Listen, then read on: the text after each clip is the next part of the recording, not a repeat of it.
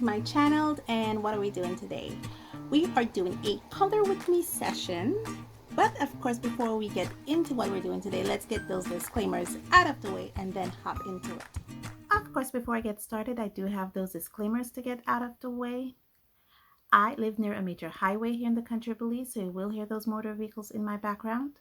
Where I live, there's also a lot of wild birds. You may hear them calling, chirping, and crying in the background.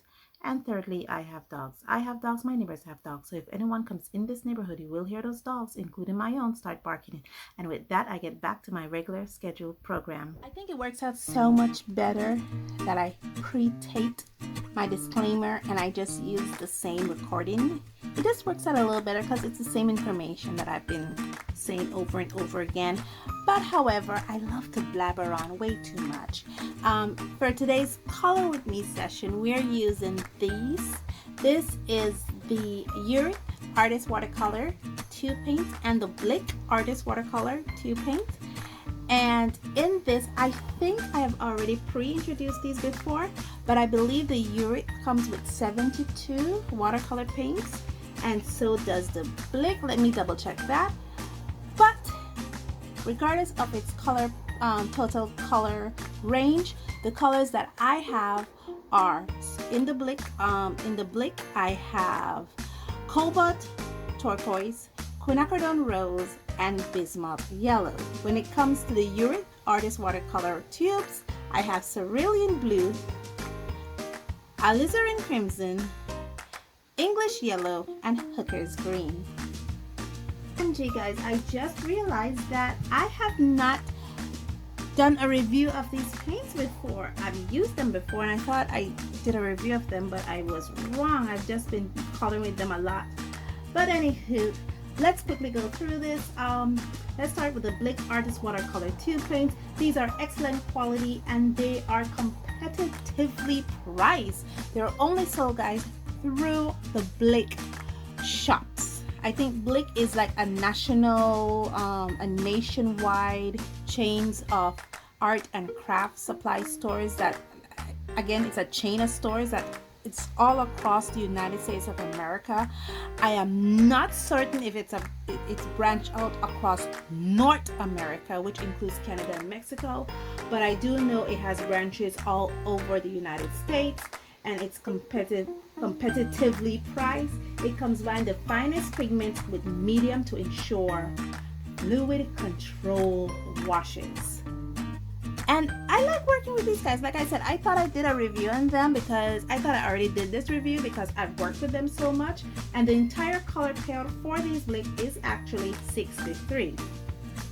Now, like I said, the colors that I have here is the turquoise, Cobalt Turquoise, which is actually PB36. And it has excellent light fastness. It's a series 3 paint. I think the series number has to do with it's not necessarily, it does affect the pricing of the paints, but I think it has to do with the amount of production that pigment has to go through, because you have some pigments that as soon as you add the gum arabic to that pigment, the watercolor paint is made instantaneously, whereas you have other pigments that it has to go through a lot of production process. I mean, you have to mill the pigment finely, because if you don't mill it a certain way, it won't be receptive to the gum arabic or the binders. So I think that's the reason why they have these series number, to show you the amount of milling process it goes through.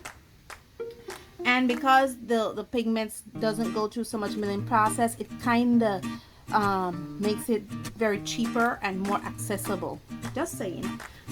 Bismuth Yellow, which is PY 184, that has excellent light fast rating according to the Blick people, and it's a series 4 paint. And we have the Quinacridone Rose, which is PY19. It's also excellent when it comes to light fastness, and it's a series 3. Now, Blick didn't rate their light fastness 1, 2, 3, 4, 5 or 8, 7, 6, 5, 4, 3, 2, 1. It just says excellent, fair, or good. So just to keep that in mind. Now, there's a couple of observations I made with these paints. They had no binder separations when I poured them into the half pans, and the paints are very viscous. They use glycerin for fear it will dry up and crack. So I put a little bit of glycerin in these paints, because I think that what I notice is, especially when I'm working with more bargain friendly brands, if I don't put a little bit of glycerin in that paint when I'm mixing it up in the half pan, when I put it in a half pan, it tends to dry up and crack, and sometimes those cracks tend to be very loose. And both the quinacridone rose and the Cobalt Turquoise dried with large cracks. Just a few observations I've made when it comes to these paints. Now let's talk about the Utrecht. The Utrecht Artist Watercolor 2 paints. Now, been handed crafted for more than 50 years in Brooklyn, New York. These paints are New Yorkers, guys. They're artist grade quality of affordable price. Every color is milled from the finest pigment, gum arabic, and they offer 60 color range. So the Blick does have 3 more colors than the Utrecht. They offer clarity, depth, strong staining power. It's luminous, transparency, and outstanding light fastness. Now there's 60 colors in this color range here, but I have 4 of them, which includes English Yellow PY 216 that has a light fast rating of 1. It has a transparent, it's very transparent, and it has series 3. Now I'm thinking that these are 1, 2, 3. I think that 3 is the highest. I think being that 3 is the highest. I think that's how it goes from 1 to 3, with 3 being the highest. I have Cerulean Blue, which has a PB 35, and that also has a light fast rating of 1. It's transparent and it's series 3. Alizarin Crimson, which is PR 83, it has a light fast rating of 3. It's transparent and it has a series number of 1. Hooker's Green, which is PG 8, its light fast rating is 3, and it has a transparent, and it's very transparent, and it has a series 1 also. Observations: there were not binders separating. The paints are soft and easy flowing. Observe for cracking and dries. I also add a little bit of gum arabic to these. A little bit of glycerin, guys. Why can't I remember the word glycerin? A little bit of glycerin to these, so that when they dry, they don't dry too cracking and fall out. I'm so sorry. I honestly thought I've already discussed these paints with you guys. I did not realize until I checked my little green book where I put all my stuff in that that was not tipped off. I'm like, oh gosh. So let's rock and roll with these paints. But yeah, here they are. I keep them in this little container here. This is actually what came in this. I think pins came in, either pins or thumbtacks came in this little container. It's a plastic little container, and this little container can hold 6. Either it can hold 6 half pans and this little thing in the middle, or it can hold 3 full pans and 3 half pans. So I have 7 colors in here. Here they are. This is how they dried, with the Hooker's Green in the middle. Guys, just to note, I enjoy working with single pigment paints. I'm not sure, I'm trying to get used to work with double pigment paints, or pigment that has more than paints that has more than one pigment. But I have to be careful of I have to be mindful of the color chart when I do those, or the color chart when I do those double or paints that are not made from more than one pigment. And this is the swatches, and this is how they're swatched out. This is started with the I believe we start first with the Utrecht. This is the Cerulean Blue. This is the Alizarin Crimson, the English Yellow, the Hooker's Green, and to the bottom we have the Blick. This is the Cobalt Turquoise, the quinacridone Rose, and the Bismuth Yellow. You see how those colors are? How beautiful they look. I also did color mixing with these, and I have a chart here to show you guys how it is. I think there's a this is the Quin Rose. It was supposed to start off with the with the yellow and the bismuth, but this is the Bismuth Yellow from Blick. This is how it mixed out. This is the English yellow from Utrecht. The Big Queen Rose. Yeah, this is how the Cobalt Turquoise. I get a beautiful brown right here with this alizarin crimson and hooker's green. Gorgeous brown. Gorgeous brown. So it is a very bright set. Like I say, a color mixing chart can tell you the strength of your paints and this of your palette, and this is a very bright palette. It's a very warm palette. So I think that painting October with this will be a very big challenge for me because October is a very cool character. So I think we might need to change our reference picture. Okay, so now investigating my color mixing chart, I realized that one of the best characters to feature them as, reference pictures to feature my paints as, is actually August and his Zepods, because October was very, very cool. So she lives in the ocean. She has a lot of blues. In fact, October herself is mixed with 3 different blues. And in this color mixing set that I have here, it will be very, very, very challenging for me to get that almost ultramarine kind of ultraviolet kind of color tone that October exhibits. So I think the best choice for me to do is to change it to my friend here, August, and he's in Zepa, and Zepa is a very warm palette planet.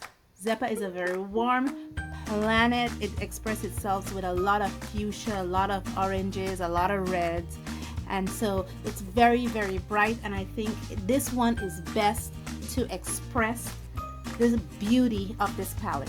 I think I've blabbered on enough. You've seen the swatches, you've seen the color mixing strength of the palette that I have chosen, and you've seen the reference piece. So let me stop my blabbering and get to the coloring.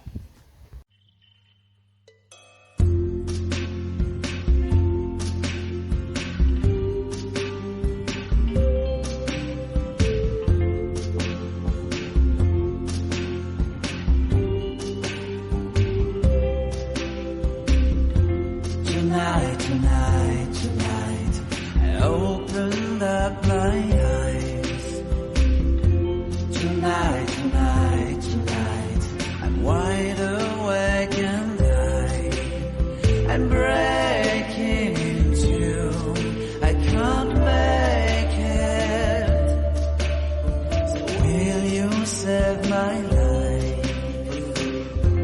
Tonight,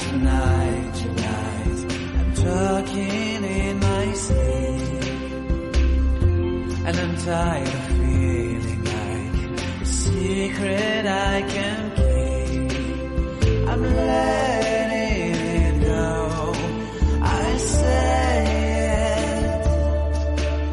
So will you set me free? There's nowhere I can go inside my left to hide away your memory and found me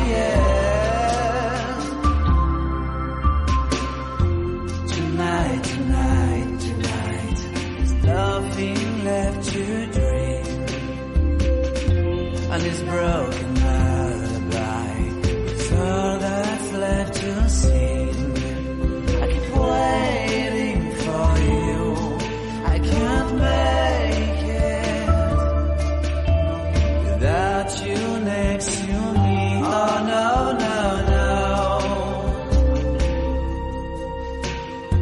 Tonight, I opened up my eyes.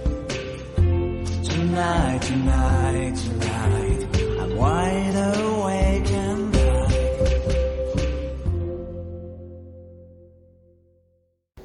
Okay guys, I am finished with this piece, and I didn't want to do any narrative. I just wanted you guys to enjoy my coloring and painting process.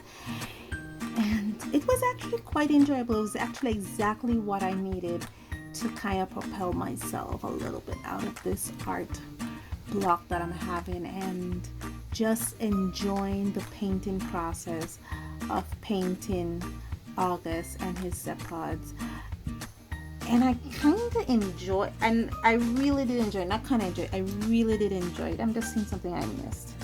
Just want to get in there a little bit. You know, just, I've been in an art funk as of late, and, you know, just wanted to kind of get out of it. So I enjoyed what I did here. I love the fact that I'm now experimenting with shadows and different shading. Now this is dry.